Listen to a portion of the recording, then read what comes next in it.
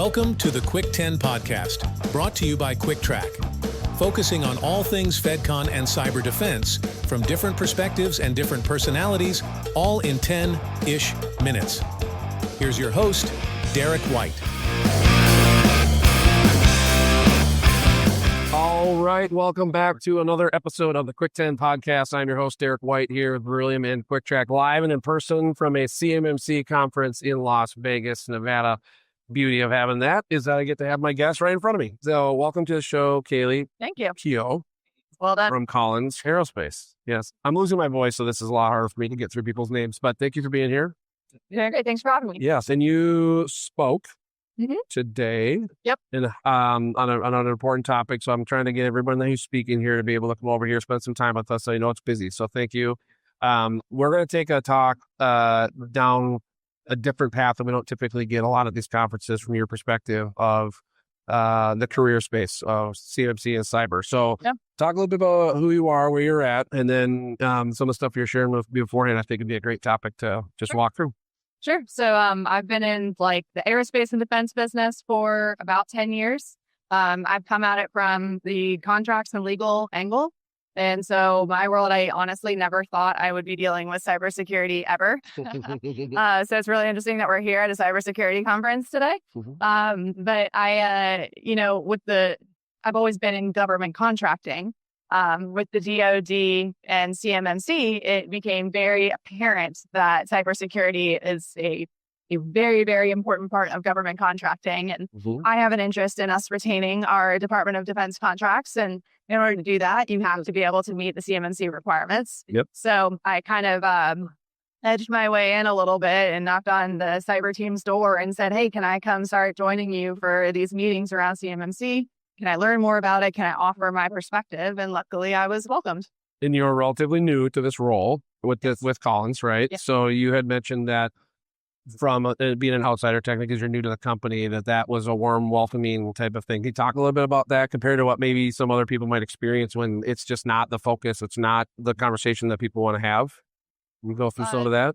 Yeah, you were saying that you went to Collins, they embraced you, you were in conversations that maybe other organizations probably don't have that kind of collaborative intent when they do talk about contracting and cyber being such a big part of that.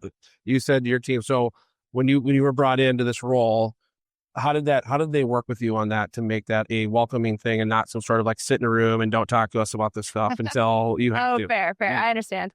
So I'm actually brand new to Collins. I just made the jump to this company, so I know a lot less about their world. My experience is going up with my former company a little bit more so in that regard. So I'll kind of speak to that angle. But a lot of times when it is legal or contracts or compliance, people hear, oh gosh, no, don't, they're going to slow us down and they're going to say we can't do this and can't do that. And I think the cool thing is that lawyers and contracts professionals, compliance professionals, they really come around to being aides. And you can do it so long as you do it this way is a way that actually really gets you in a lot more conversations and helps you be a lot more productive and enables your business to be successful because they need to solve a problem no matter what. If you can help them solve a problem in a way that's compliant, it helps them even more.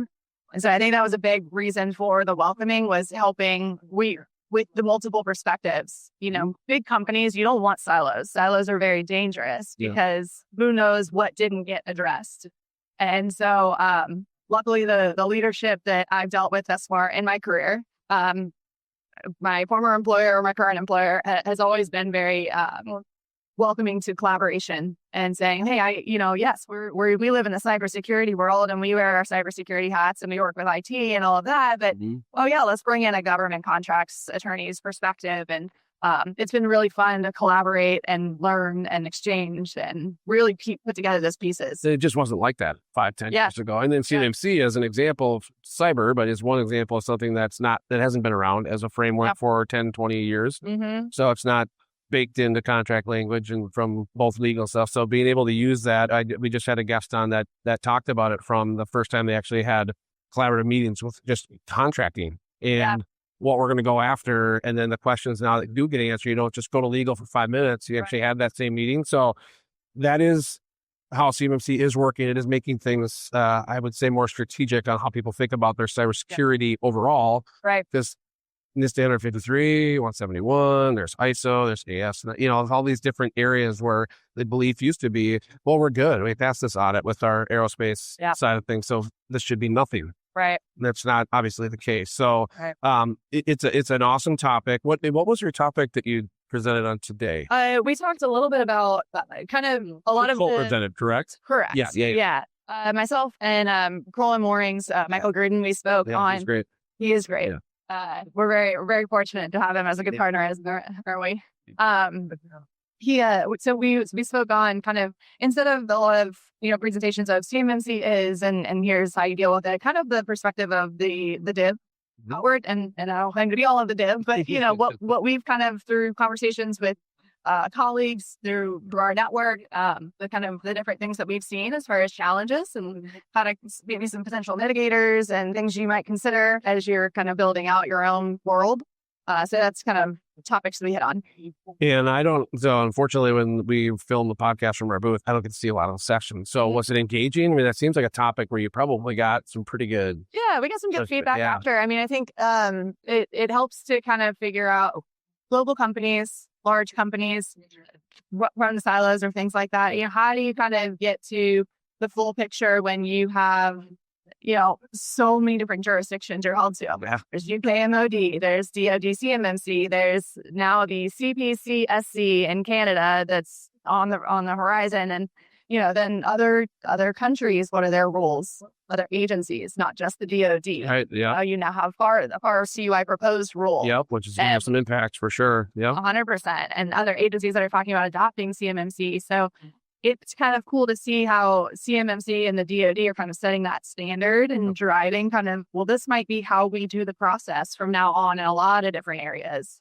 And to the extent that that's harmonized, we can do a lot better at actually, achieving the compliance to the different regulations, right? Yeah. If we have 50 different ones, it's going to be very difficult for companies to sit here and modularize and protect, and it's going to be costly. If folks agree, hey, this seems like a good standard. Canada and the US take on this, well, now we can get really, really good at those NIST standards and meet those cybersecurity requirements instead of spending some time juggling. Where's my different, sets of rules that are similar but different? Yeah, and that's exactly right. That's a great way of explaining that, because that is what is, I think, getting more on the leadership side of companies, small or big. I mean, it's strategy, and it has to be in there. It has to be built in. You have people who operate outside the United States, with how is that going to impact? And that is, it's not as simple as just saying everybody follow this, because we have data, we have rules. And other regulations and standards. So. Well, thank you for spending just a few minutes. It goes quick, and it's a busy day. So thank you.